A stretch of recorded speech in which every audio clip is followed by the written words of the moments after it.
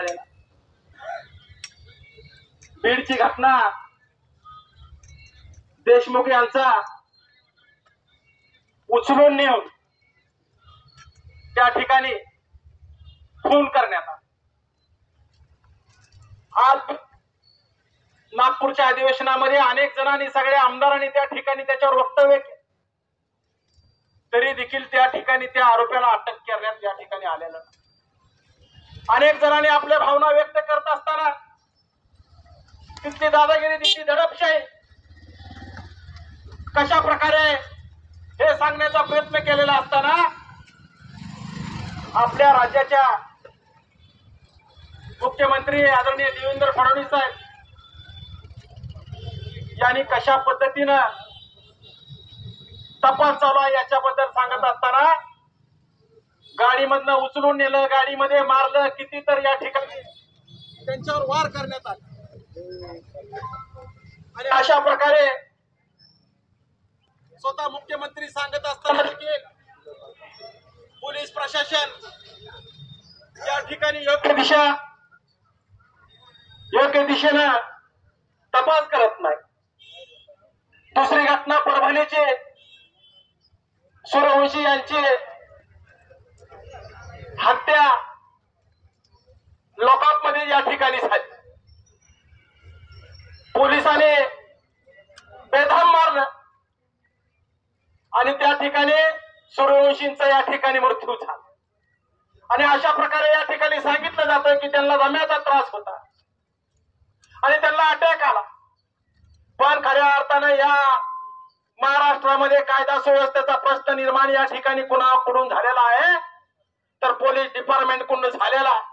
एखादे सर्वसामान्य कुटुंबातला उचलून आणून त्याला या ठिकाणी अशा पद्धतीनं मारण्याचा अधिकार कुठल्या पोलिसाला, कुठल्या कायद्याला या ठिकाणी दिलेला. आणि त्या अधिकाऱ्याने खऱ्या अर्थानं आपल्या बहुजन समाजातल्या कार्यकर्त्याला या ठिकाणी डांबून मारलेला आहे. आणि आपण वेळोवेळी जर अशा प्रकारे रस्त्यावर नाही उतरलं तर येणाऱ्या पिढीचा काळ या ठिकाणी अन्नमय आहे. आपल्याला वेळोवेळी लढा द्यावा लागणार आहे. या प्रशासनाला आपल्याला दाखवून द्यावं लागणार आहे, त्यांच्याशी दोन हात करावा लागणार आहे. पोलिसांना दादागिरी करण्याचा अधिकार कोणी दिलेला आहे? पोलिसांनी अटक करून त्यांना कोर्टामध्ये उभा करण्याची भूमिका असताना, कायदा तसं सांगत असताना पोलिसांनीच कायदा या ठिकाणी हातामध्ये घेतला आणि सूर्यवंशीला या ठिकाणी यमसदनी पाठवण्याचं काम या पोलीस डिपार्टमेंटने केलेलं आहे. त्याचा मी पहिल्यांदा या ठिकाणी निषेध करतो. या महाराष्ट्रामध्ये कायदा सुव्यवस्था या ठिकाणी निर्माण झालेल्या, मागच्या सरकारमध्ये देखील आणि आता देखील अनेक ठिकाणी या ठिकाणी गोळ्या घालून दिवसाढवळ्या खून करण्यात आलेल्या. आज तर या ठिकाणी पोलिसांकडूनच परभणीच्या प्रकरणामध्ये अशा प्रकारचा खून करण्यात आलेला. याचा जाहीर निषेध या महाराष्ट्रातल्या प्रत्येक नागरिकांना केला पाहिजे. आणि कायद्याचं राज्य डॉक्टर बाबासाहेब आंबेडकरांनी घटना लिहिलेली आहे. आणि घटना लिहित असताना या ठिकाणी त्यांनी सांगितलेला आर्टिकल 19 नुसार आपल्याला प्रत्येकाला बोलण्याचा अधिकार दिलेला, आपल्याला मुक्त वावरण्याचा अधिकार दिलेला आहे. आणि या अधिकारावर खऱ्या अर्थानं गदा आणण्याचं काम या ठिकाणी हे सरकार करत आहे. डॉक्टर बाबासाहेब आंबेडकरांबद्दल या देशाचे गृहमंत्री अमित शहा असं म्हणतात की बाबासाहेब आंबेडकर, बाबासाहेब आंबेडकर, बाबासाहेब आंबेडकर किती वेळा नाव घेत. देवाचं नाव घेतलं असतं तर तुम्हाला स्वर्गात जागा मिळाली असती. आम्हाला नरकात राहण्याची अनेक 5000 वर्षापासून इथला बहुजन समाज खऱ्या अर्थानं नरकामध्येच या ठिकाणी राहत होता. त्याचं स्वर्ग निर्माण करण्याचं आपल्या घटनेच्या माध्यमातून डॉक्टर बाबासाहेब आंबेडकरांनी काम केलं. आणि या ठिकाणी 25 डिसेंबर कालच झाले. 1927 साली 25 डिसेंबरला मनुस्मृतीचं या ठिकाणी दहन करण्याचं काम, जाळण्याचं काम डॉक्टर बाबासाहेब आंबेडकरांनी केलं. आणि त्यावेळेलाच खऱ्या अर्थाने इथला मग कोण दलित समाजाचा माणूस असतो, इथला ओबीसी समाजाचा साळी माळी कोळी तेली तांबळे कोष्टी कुमार सुतार लोहार वंजारी या गावगाड्यात काम करणारा समाज, या समाजाला अधिकार देण्याचं काम जर कुणी केलं असेल तर भारतरत्न डॉक्टर बाबासाहेब आंबेडकरांनी केलं.